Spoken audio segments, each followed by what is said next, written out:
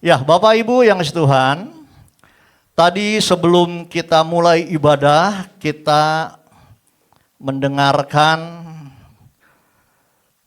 VOP ya. Itu penjelasan teologia dari GBI Gatot Subroto.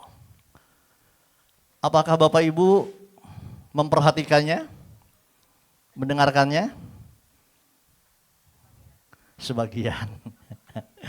Ya, untuk ke depan tolong diperhatikan karena itu bagus sekali ya, VOP itu pengajaran dari tim teologi ya.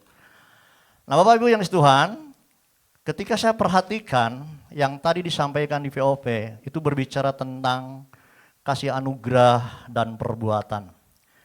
Jadi orang percaya itu diselamatkan karena kasih anugerah tapi tidak terlepas dari perbuatan. Dalam artinya bahwa perbuatan kita, perbuatan baik kita itu adalah bukti buah dari iman percaya kita kepada Tuhan Yesus. Amin. Ya, perbuatan baik. Tetapi ingat, perbuatan baik tidak menyelamatkan.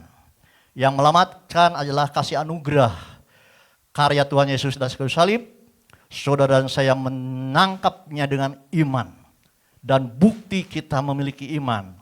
Ada tindakan-tindakan, buah-buah kehidupan, yaitu perbuatan-perbuatan baik. Amin. Jadi Bapak Ibu yang Tuhan, jangan berpikir yang penting percaya Tuhan Yesus. Tidak bisa, harus ada buktinya, buah-buahnya, perbuatan-perbuatan baiknya. Amin. Bapak Ibu yang Tuhan, untuk orang percaya Tuhan Yesus masuk ke dalam kerajaan sorga, ya, dengan kasih anugerah karena kita iman. Tetapi ada buktinya perbuatan baik. Dan juga perbuatan baik itu Bapak Ibu Tuhan, ya, itu adalah akan ada upahnya. Amin. Kalau mendengar upah, jangan tring langsung sekarang di dunia ini ya. Upahnya di dalam kerajaan sorga. Ya, ada upahnya. Jadi ketika kita mati dalam iman percaya kepada Tuhan Yesus, semua kita yang mati di dalam Tuhan Yesus akan masuk surga. Tetapi nanti di sana ada yang dapat upah dan ada yang tidak dapat upah. Amin. Bulan kemarin saya berjanji akan menyampaikan tentang upah ini, yaitu mahkota. Apakah perbuatan baik akan mendapatkan mahkota, sedangkan perbuatannya yang tidak baik akan mendapat kerugian. Ya. Jadi Alkitab tidak mengajarkan kita sesudah mati dihakimi atau diadili untuk masuk surga atau neraka. Memang nanti ketika kita mati dan masuk dalam kerajaan surga, sebelum kita kembali ke dunia ini, masuk ke dalam kerajaan 1000 tahun, di sana kita akan ada dua hal. Yang pertama kita akan pesta kawin anak domba, perjamuan kawin anak domba. Yang kedua kita akan menghadapi pengadilan tahta Kristus. Dan di pengadilan tahta Kristus ini bukan berbicara tentang nanti masuk surga atau masuk neraka. Tetapi ini untuk menentukan upah, yaitu perbuatan-perbuatan saudara dan saya selama hidup di dunia ini, ya.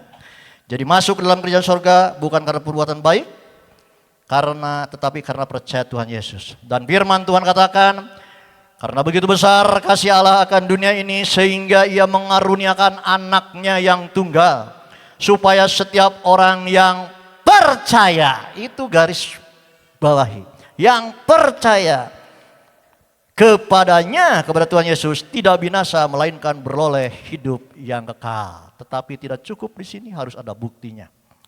Atau masuk ke dalam kerajaan surga dan neraka karena ada timbangan. Nah ini ya, ada perbuatan baik, perbuatan jahat ini ditimbang.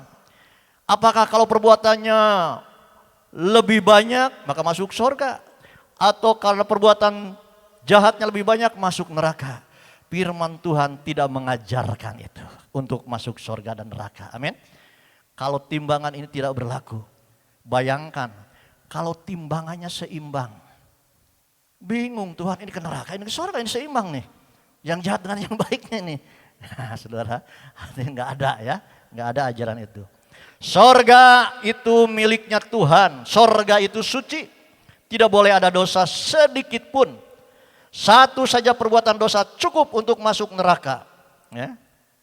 Yakobus 2 ayat 10 dikatakan begini, sebab barang siapa menuruti seluruh hukum itu, tetapi mengabaikan satu bagian daripadanya, ia bersalah terhadap seluruhnya. Segala kebaikan saudara dan saya, tapi dengan satu perbuatan jahat. Firman Tuhan ini iya dan amin dikatakan, sebab barang siapa menuruti seluruh hukum itu, tetapi mengabaikan satu bagian daripadanya, ia bersalah terhadap seluruhnya. Perbuatan baik tidak mungkin bisa kita masuk ke dalam kerajaan surga. Karena setiap manusia pasti pernah berbuat dosa. Amin. Tidak akan lepas dari hukuman. Bayangkan aja saudara Bapak Ibu yang Tuhan. Seandainya ada seorang pejabat. Dia seorang pejabat yang baik. Ya, sangat baik. Membangun A, B untuk kesejahteraan rakyat. Pokoknya baik, memajukan. Ya, dermawan dan lain sebagainya. Wah, luar biasa ini pejabat. Tetapi satu kali saja dia korupsi, tertangkap sama KPK. Apakah bebas dari hukuman? Karena perbuatannya banyak yang sudah baik? Tidak. Tetap harus menjalani hukuman. Begitupun surga yang suci, tidak ada dosa sedikit pun. Amin. Makanya perbuatan baik tidak menentukan untuk kita masuk dalam kerajaan surga. Tetapi kasih anugerah Tuhan lewat karyanya di atas kayu salib, itulah yang menyelamatkan saudara dan saya. Penebusannya dengan darahnya yang mahal, darahnya yang kudus. Saudara dan saya yang percaya, yang menerimanya, yang diselamatkan. Berikan tepuk tangan bagi Tuhan. Nah Bapak Ibu yang kasih Tuhan, di dalam Alkitab sesudah kematian ada dua macam penghakiman. Ya. Yang satu namanya tahta pengadilan Kristus. Ini untuk orang-orang percaya yang sudah masuk di dalam surga. Nanti akan diadili. Apa yang diadili? Perbuatan-perbuatannya selama hidup di dunia ini. Untuk menentukan upah. Yang kedua ada pengadilan tahta putih. Ini untuk orang yang tidak percaya Tuhan Yesus. Ya. Yang sudah di neraka pun ada pengadilannya. Ya. Nah Bapak Ibu yang Tuhan, ya, tapi yang mau bahas pagi hari ini yang berhubungan dengan upah yaitu mahkota. Berarti buat orang percaya yang akan diadili di tahta pengadilan Kristus. Coba buka firman Tuhan di dalam 2 Korintus pasal 5 ayat yang ke-10. Dikatakan firman Tuhan di dalam 2 Korintus 5 ayat 10. Sebab kita semua menghadap tahta pengadilan Kristus. Amin. Saudara dan saya akan menghadap tahta pengadilan Kristus. Supaya setiap orang memperoleh apa yang patut diterimanya. Sesuai dengan yang dilakukannya dalam hidupnya ini. Baik atau jahat. Jelas ya. Firman Tuhan menceritakan bahwa nanti kita di surga akan dihadapkan dengan tahta pengadilan Kristus. Ya, supaya setiap orang memperoleh apa yang patut diterimanya, upahnya. Sesuai dengan yang dilakukannya dalam hidupnya ini, baik ataupun jahat. Ya. Bapak Ibu yang Tuhan, perbuatan baik atau jahat selama hidup di dunia ini akan diadili. Ya. Jadi jangan berpikir yang penting percaya Tuhan Yesus. Hidup seenaknya, tidak bisa saudara. Karena kita akan menghadapi yang namanya tahta pengadilan Kristus. diadili untuk menentukan upah. Satu lagi firman Tuhan di dalam Roma pasal 4 ayat 10. Tetapi mengapakah engkau menghakimi saudaramu? Atau mengapakah engkau menghina saudaramu? Sebab kita semua harus menghadapi tahta pengadilan Allah. Tahta pengadilan Kristus. Sekali lagi, ini buat saudara dan saya yang percaya Tuhan Yesus. Nanti kelak, ya. Tahta pengadilan Kristus bukan untuk membuktikan salah atau benar, tetapi untuk menentukan upah, yaitu mahkota. Ya.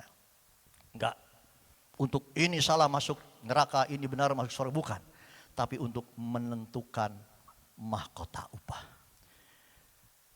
Kalau diibaratkan pelari, ya. Wah, pelari, maraton. Semuanya sampai ke finish, tapi tidak semua dapat piala. Betul nggak? Enggak, saudara. Enggak semua dapat piala. Walaupun semuanya sampai ke tempat finishnya, enggak dapat piala. Yang luar biasa Pak Ayo kemarin di Bengkulu, ya. Salah jalan tapi juara ketiga, berikan tepuk tangan. Wah, salah jalan tapi luar biasa, juara ketiga dia. Goes. Ya. Tapi nanti untuk ke surga jangan salah jalan, biar upahnya nomor 1. Luar biasa. Ya Bapak Ibu yang Tuhan, begitulah orang percaya masuk surga. Tapi mahkota tidak semua dapat. Seperti pelari maraton. Dari 200 peserta, 200-200-nya sampai ke finish. Tetapi yang dapat hadiah juara 1, juara 2, juara 3. Juara pengharapan 1, pengharapan 2, pengharapan 3. Cuma 6 tuh dari 200, ya. Kita berlomba di dunia ini untuk mendapatkan upah di dalam kerajaan sorga. Dengan apa? Melakukan perbuatan-perbuatan baik yang berkenan di hadapan Tuhan. Berikan tepuk tangan bagi Tuhan. Untuk dapat upah mahkota itu dari perbuatan selama hidup di dunia ini. Yuk kita baca firman Tuhan di dalam 1 Korintus pasal 3 ayat 11 sampai 15. Dikatakan firman Tuhan, karena tidak ada seorang pun yang dapat meletakkan dasar lain daripada dasar yang telah diletakkan, yaitu Yesus Kristus. Ingat, semua perbuatan saudara dan saya dasarnya harus Yesus Kristus. Amin. Apa yang saudara dan saya lakukan karena mengasihi Yesus. Kenapa harus mengasihi Yesus?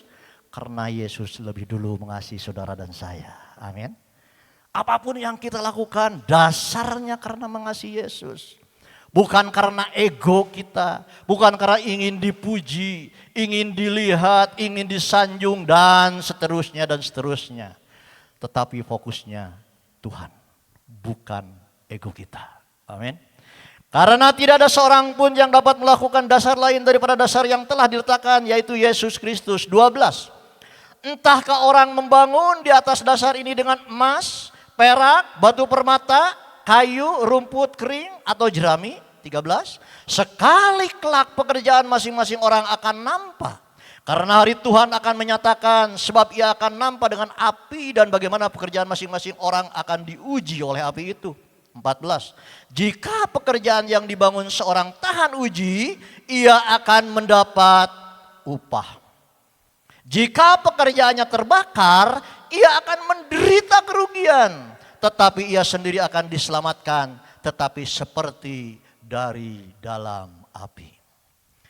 Inilah proses yang akan terjadi untuk menghadapi tahta pengadilan Kristus. Kalau perbuatan baik saudara dan saya yang sesuai kebenaran firman Tuhan, yang berkenan di hadapan Tuhan itu diibaratkan emas, perak, batu permata. Akan lolos dari api. Tetapi kalau perbuatan kita, perbuatan yang tidak berkenan di hadapan Tuhan, yang tidak layak, yang tidak sesuai dengan kebenaran firman Tuhan, itu diumpamakan kayu rumput kering atau jerami. Ini perbuatan tidak baik dan firman Tuhan katakan akan mendapatkan kerugian. Amin. Jangan sampai saudara dan saya masuk surga tapi rugi. Masuk surga tapi minus, ya. Tetapi mari berlomba-lomba selama kita hidup di dunia ini untuk melakukan perbuatan-perbuatan yang baik, yang benar, yang berkenan di hadapan Tuhan, yaitu yang sesuai dengan kebenaran firman Tuhan. Supaya nanti suatu saat kelak ketika diadili, saudara dan saya dapat mahkota. Berikan tepuk tangan begitulah. Amin.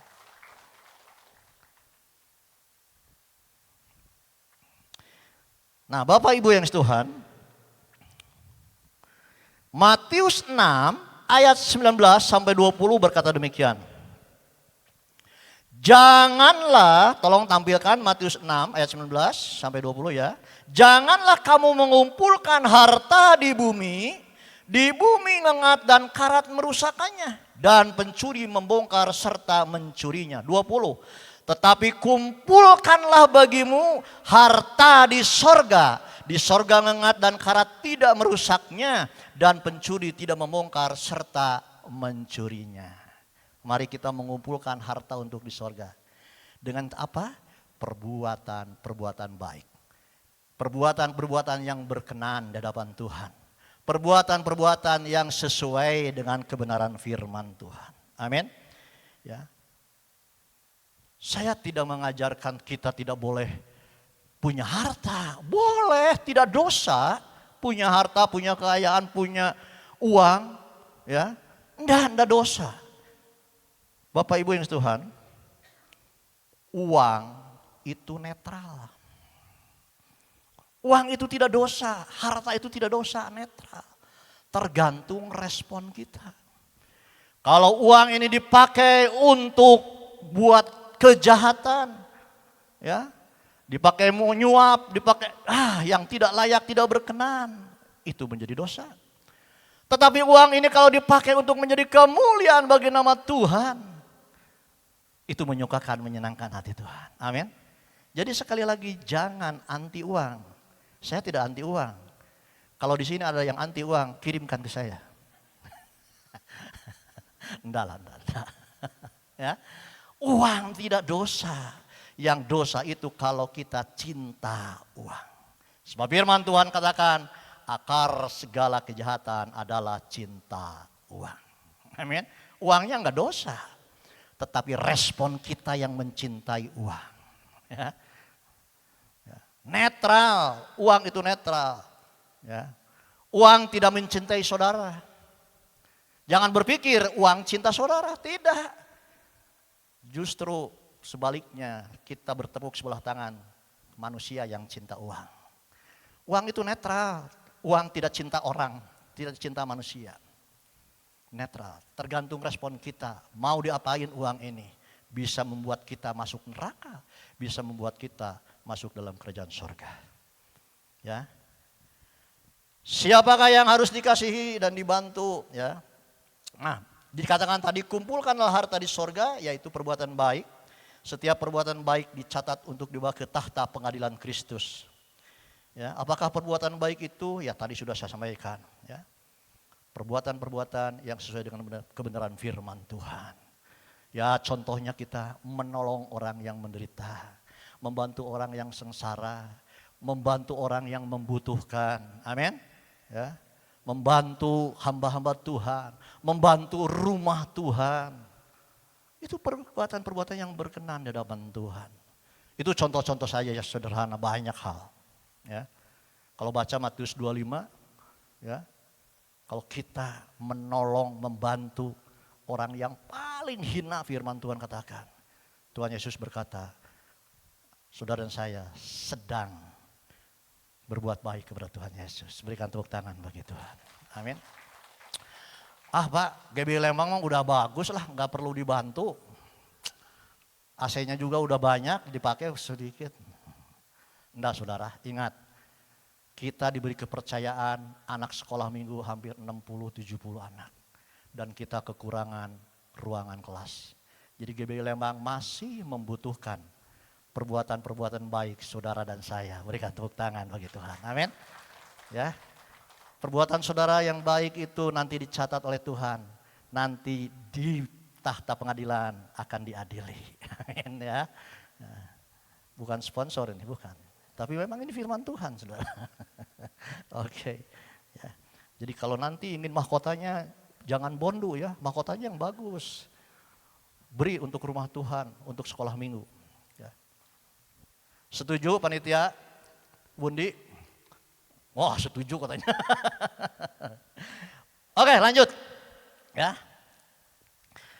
Kapan tata pengadilan Kristus terjadi? Ya. Begini saudara, kita ini belajar firman Tuhan ada 7 zaman yang harus kita ketahui. Yang pertama adalah zaman kesucian. Itu dimulai dari Adam diciptakan sampai dengan Adam jatuh dalam dosa, itu zaman kesucian. Ya, di dalam Firdaus. 2 zaman keinsapan. Dari Adam jatuh dalam dosa sampai Nuh air bah. Ketiga adalah zaman pemerintahan manusia dari Nuh keluar bahtera sampai dengan Tuhan mengacaukan bahasa manusia di Babel. Yang keempat, zaman perjanjian dari Abraham dipanggil keluar dari Ur Kasdim sampai dengan bangsa Israel diperbudak di Mesir selama 450 tahun.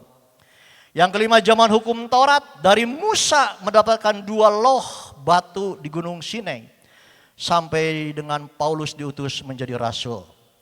Yang keenam, zaman anugerah. Hari ini kita ada di dalam zaman anugerah. Berikan tepuk tangan bagi Tuhan. Amin. Karya Tuhan Yesus di atas kayu salib itu adalah kasih anugerah. Saudara dan saya ada dalam zaman anugerah. Hari ini sekarang ada.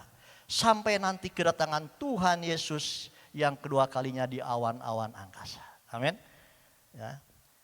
Ada 2 kali. Yang satu kedatangan Tuhan Yesus kedua kalinya tapi di awan-awan, tidak turun ke bumi. Yang kedua nanti turun bersama-sama dengan orang percaya ke bumi menginjakan kaki di Bukit Zaitun. Ya. Nah Bapak Ibu dan Tuhan, ketika Tuhan yang pertama ini, Tuhan Yesus turun di awan-awan, maka orang-orang yang mati dalam Tuhan, yang di dalam kubur, tubuh rohaninya akan bangkit. Bertemu dengan rohnya yang sudah di surga dan bertemu dengan Tuhan Yesus. Lalu saudara dan saya kalau kejamanan ya, kalau belum meninggal sekarang akan terangkat orang-orang percaya. Amin. Ya. Akan terangkat. Lalu naik ke surga. Ada pesta kawin anak domba Allah. Dan di situ juga ada pengadilan tahta Kristus. Di situ ya, di surga nanti bukan di dunia. Ya. Surga. Ada ini firman Tuhannya di dalam 1 Tesalonika pasal 4 ayat 16. Boleh tampilkan. 1 Tesalonika pasal 4 ayat 16 sampai 17. Sebab pada waktu tanda diberi, yaitu pada waktu penghulu malaikat berseru dan sangkakala Allah berbunyi, maka Tuhan sendiri akan turun dari sorga dan mereka yang mati dalam Kristus akan lebih dahulu dibangkitkan. Yang mati dah. 17. Sesudah itu kita yang hidup, yang masih tinggal akan diangkat bersama-sama dengan mereka dalam awan menyongsong Tuhan di angkasa. Jadi Tuhan Yesus tidak menginjakkan kaki kita bertemu di angkasa. Demikianlah kita akan selama-lamanya bersama-sama dengan Tuhan. Ya. Jadi yang mati duluan diangkat, nanti yang hidup diangkat menyongsong di awan-awan. Lalu zaman terakhir adalah zaman kerajaan 1000 tahun. Itulah Tuhan Yesus datang untuk kedua kali. Menginjakan kaki di Bukit Zaitun. Ya, bersama-sama orang percaya akan memerintah. Nah Bapak Ibu yang Tuhan, orang percaya Tuhan Yesus di sorga sesudah pengangkatan, tadi saya katakan menghadapi tahta pengadilan Kristus. Kalau selama hidupnya di dunia ini baik akan mendapat upah mahkota. Tetapi kalau melakukan yang tidak layak, tidak berkenan hadapan Tuhan, akan mendapatkan kerugian. Amin. Firman Tuhan yang tadi sudah dibacakan. Ya. Nah sekarang berbicara apa saja mahkotanya. Sekali lagi bukan bondu ini mahkota. Ya. Yang pertama adalah mahkota abadi. Itu ada di dalam firman Tuhan di dalam 1 Korintus pasal 9 ayat 24 sampai 25. Saya akan bacakan.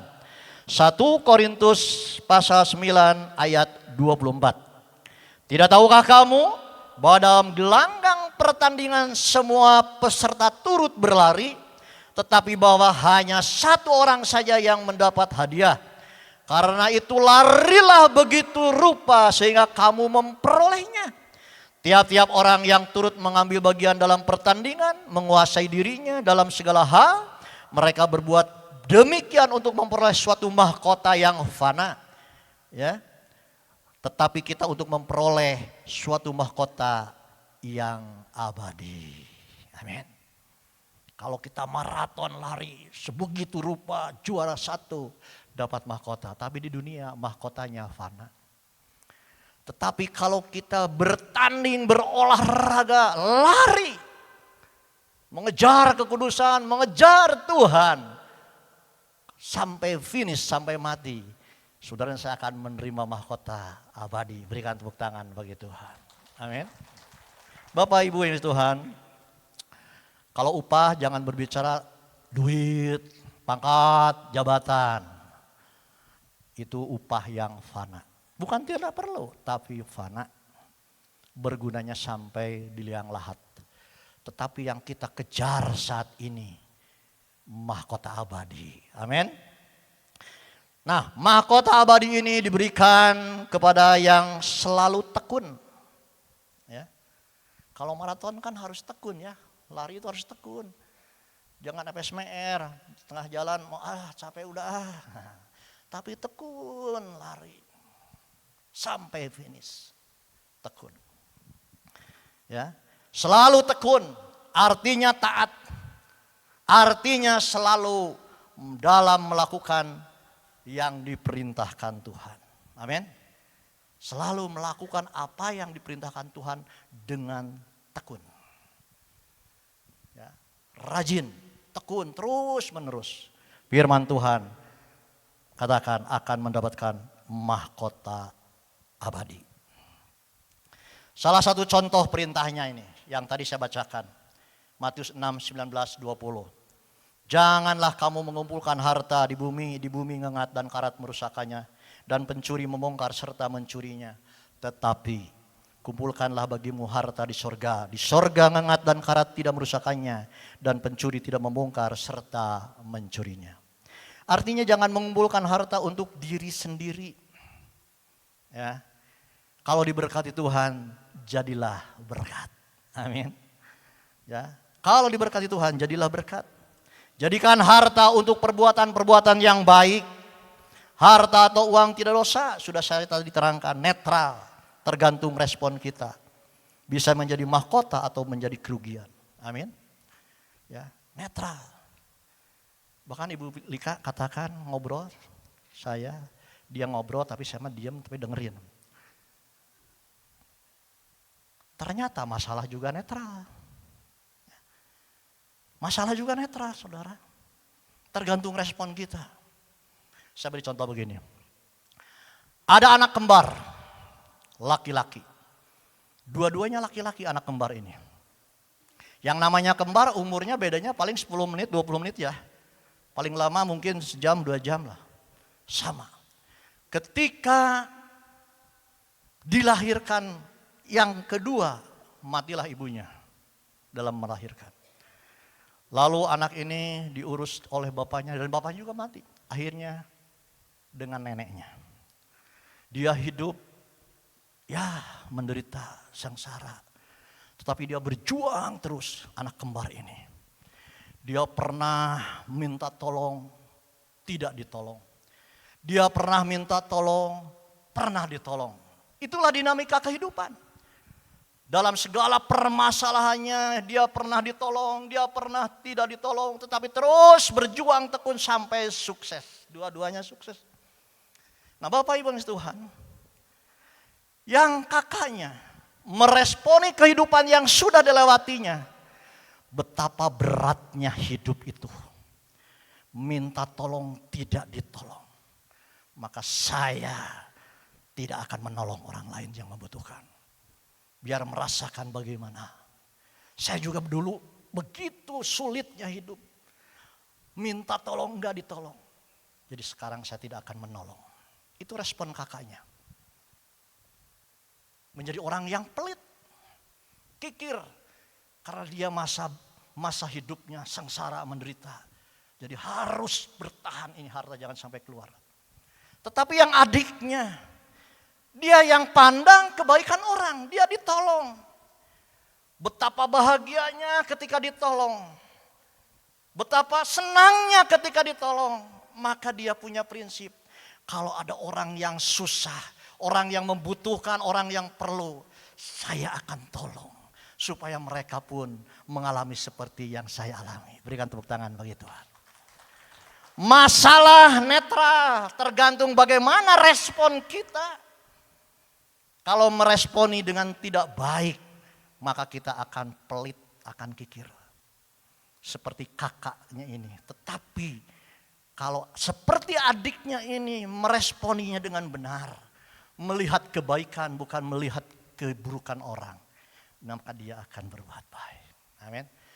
Jadi ternyata betul Ibu Lika. Masalah itu netral. Tergantung bagaimana kita meresponinya. Berikan tepuk tangan bagi Tuhan. Amin. Ya. Sama masalahnya. Adik kakak dua-duanya menderita hidupnya. Dua-duanya akhirnya sukses. Tetapi beda mengambil kesimpulan. Karena salah pandang. Nah, bagaimana supaya kita memiliki pandangan seperti adiknya ini. Memiliki kasih. Tidak ada jalan lain kecuali kita memiliki keintiman dengan Tuhan. Amin. Hati yang melekat kepada Tuhan seperti ranting yang melekat kepada pokok anggur. Maka ranting itu akan menghasilkan buah. Dan buah itu diawali dengan kasih, diakhiri dengan penguasaan diri. Orang punya kasih karena melekat hatinya kepada Tuhan. Berikan tepuk tangan bagi Tuhan. Lanjut Bapak Ibu yang Tuhan. Saya akan bacakan satu firman Tuhan di dalam 1 Petrus pasal 1 ayat 3 sampai 5. Dikatakan, terpujilah Allah. 1 Petrus pasal 1 ayat 3. Terpujilah Allah dan Bapa Tuhan kita Yesus Kristus yang karena rahmat-Nya yang besar dan telah melahirkan kita kembali oleh kebangkitan Yesus Kristus dari antara orang mati kepada suatu hidup yang penuh pengharapan. Untuk menerima suatu bagian yang tidak dapat binasa, yang tidak dapat binasa, yang tidak dapat cemar, dan yang tidak dapat layu, yang tersimpan di sorga bagi kamu. Yaitu kamu yang dipelihara dalam kekuatan Allah karena imanmu, sementara kamu menantikan keselamatan yang telah tersedia untuk dinyatakan pada zaman akhir.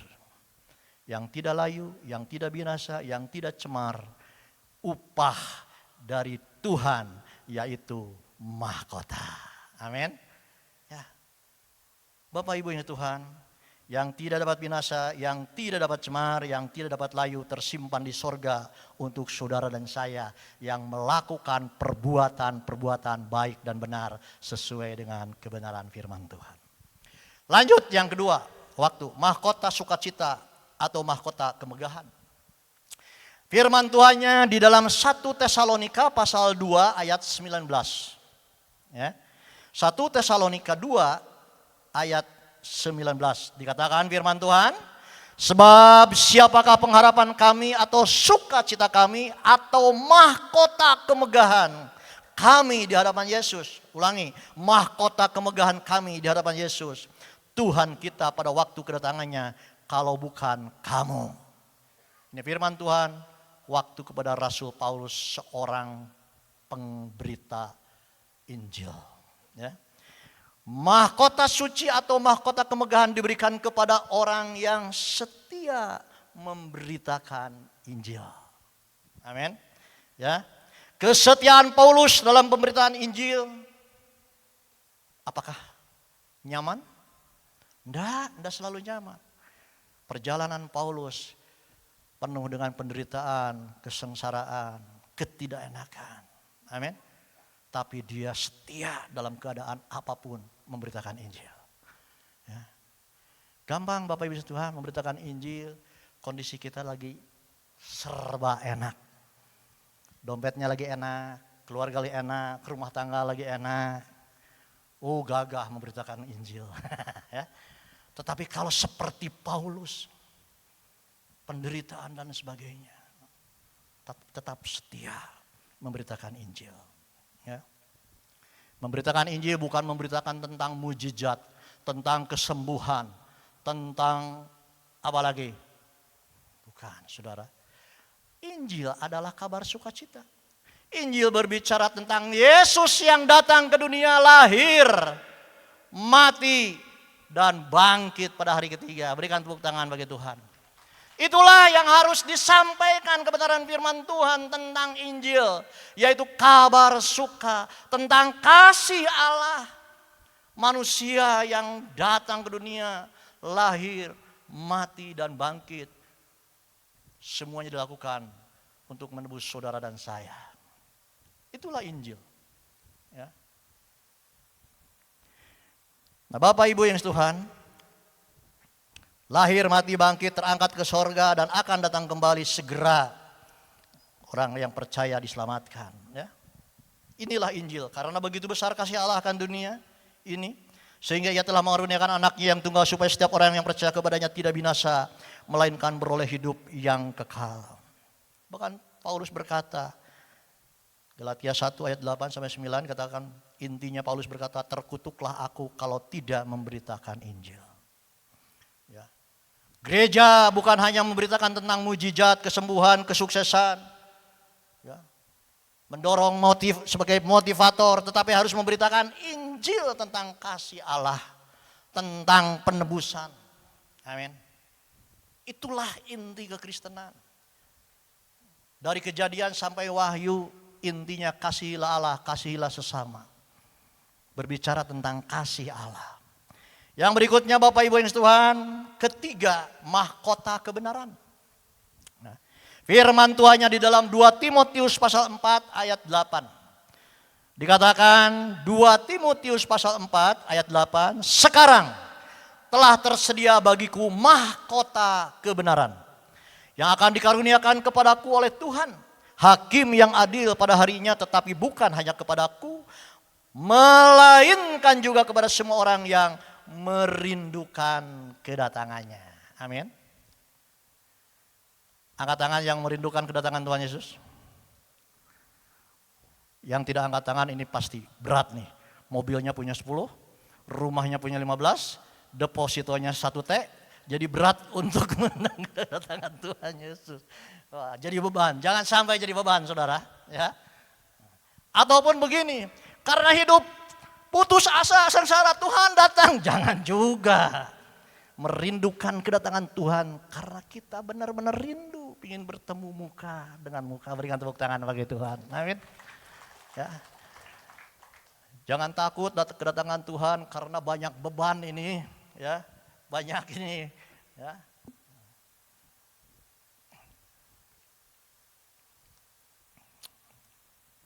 Lanjut. Orang yang merindukan kedatangannya. Saudara ingat, saudara saya adalah mempelai Kristus. Betul nggak? Ya. Kalau baca di Matius 25 ya. Ada 5 gadis bijaksana, 5 gadis bodoh itu berbicara tentang mempelai, saudara. Saudara dan saya adalah mempelai Kristus. Kalau saudara sungguh-sungguh memiliki hati yang rindu untuk kedatangan Tuhan Yesus, saudara dan saya akan mawas diri. Amin. Untuk mempercantik rohani kita dengan cara menjaga kekudusan. Untuk dewasa rohani kita. Amin. Ya.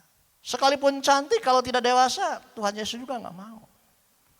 Bapak Ibu Tuhan, kalau ada seorang yang ganteng, wah umurnya 25 mau menikah. Pasangannya cantik, waduh tapi baru TK. Bayangin. Kan gak jadi nunggu lagi ya, nunggu dewasa. Tuhan pun begitu. Saudara dan saya cantik, tetapi juga harus dewasa dalam Tuhan. Amin. Ya, harus dewasa. Saudara dan saya dalam mempelai Kristus. Kalau saudara dan saya rindu akan kedatangan Tuhan Yesus, harus mempercantik dengan kekudusan. Harus menjadi orang-orang yang dewasa rohani di dalam Tuhan. Dan ingat, untuk menjadi dewasa memerlukan waktu. Untuk jadi dewasa ada proses. Amin. Enggak ujung-ujung, lahir langsung dewasa. Enggak saudara, ada waktunya, ada prosesnya.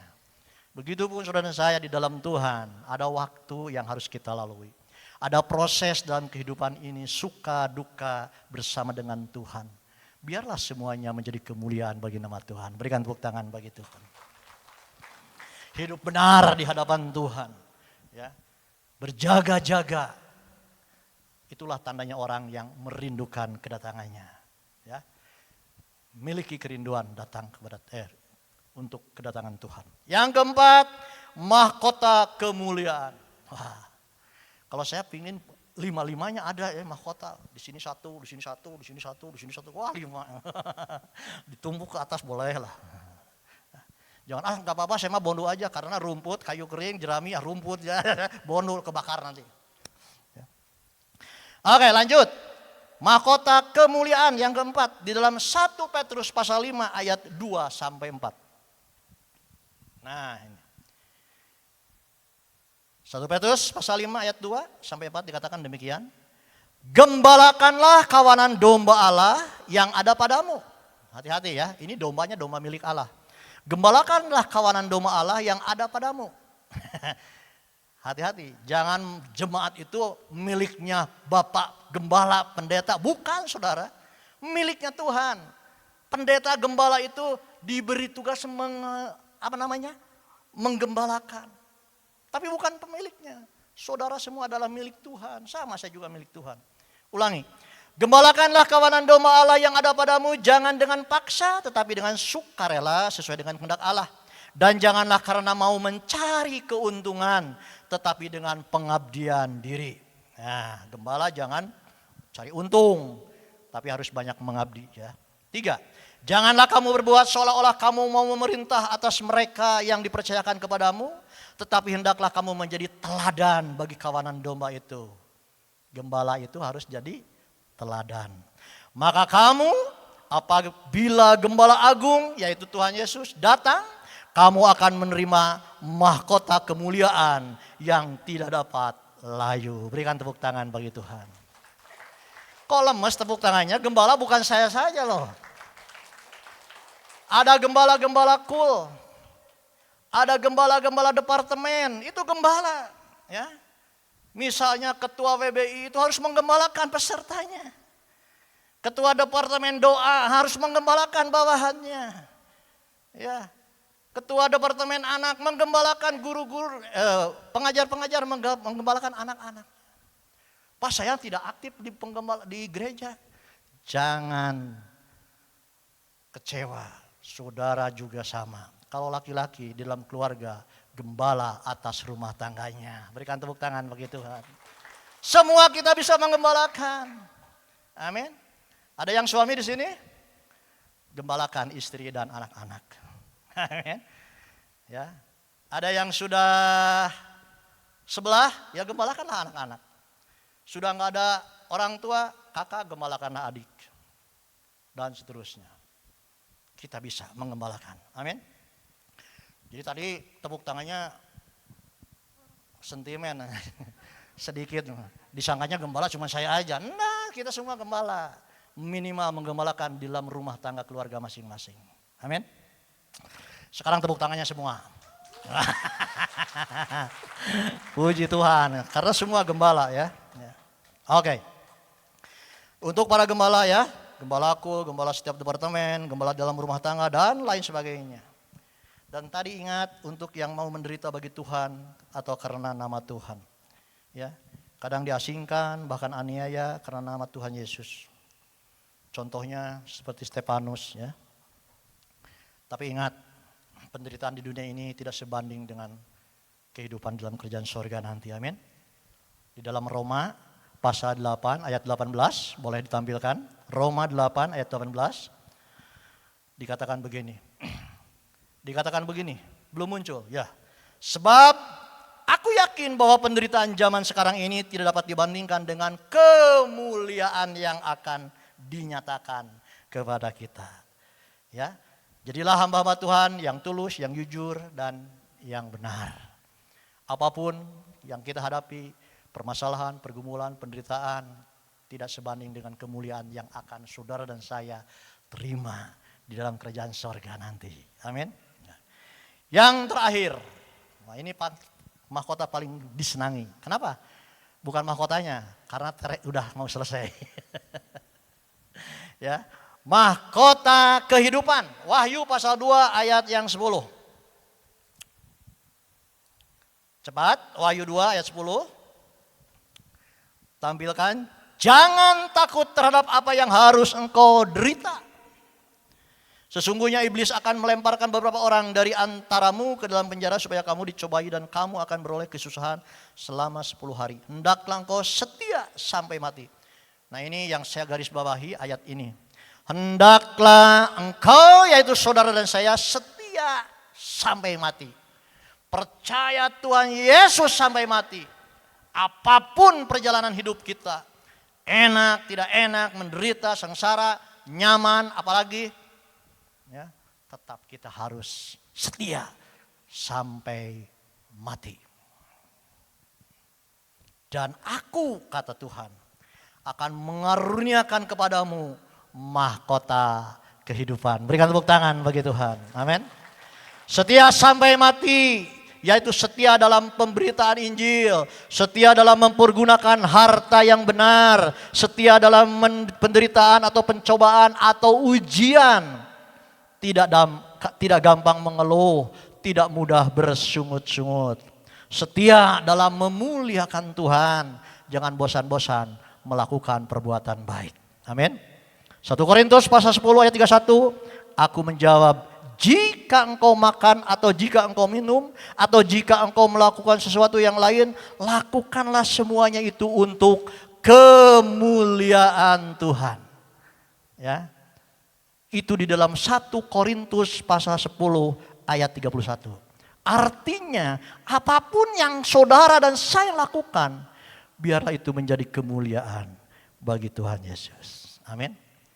Sudah habis 5 mahkota buat saudara dan saya. Amin. Biarlah setiap kita semuanya memiliki kelima-limanya mahkota. Ditumpuk juga nggak apa-apa. Pertanyaannya, buat apa mahkota nanti kita di surga? Jangan-jangan sombong. Wah, saya dapat 5 nih. Kamu nggak dapat. Wah, jadi sombong, dosa lagi loh. Dapat mahkota jadi buat dosa lagi loh. Buat apa mahkota?